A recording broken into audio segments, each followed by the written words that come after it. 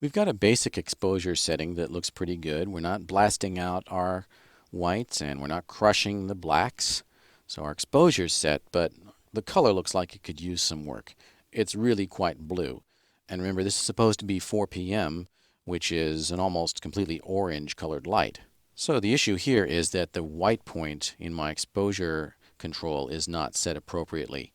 Currently it's set to 3200 degrees Kelvin, which is what you would use for an interior rendering with artificial light, such as incandescent or compact fluorescent.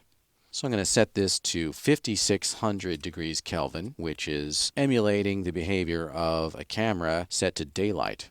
In other words, we've just put daylight film in the camera. So, and I'm also going to turn up the render quality a little bit so this looks a little bit better. And you can see here now that we've got a much more balanced white. Now, as I look at this, I think that's okay, but it's supposed to be almost sunset.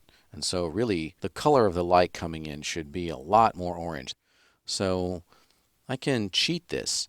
Even though this is theoretically accurate, it doesn't really look right to me. So I can increase the white point, which is going to push the rendering more towards orange.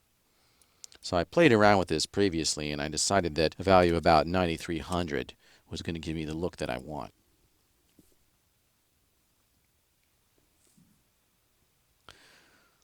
So there we go. We've got a pretty decent looking rendering here that sort of artistically represents the look of orange light near sunset. So again, you can set it to be quote unquote physically accurate, or you can cheat it in order to get a decent look.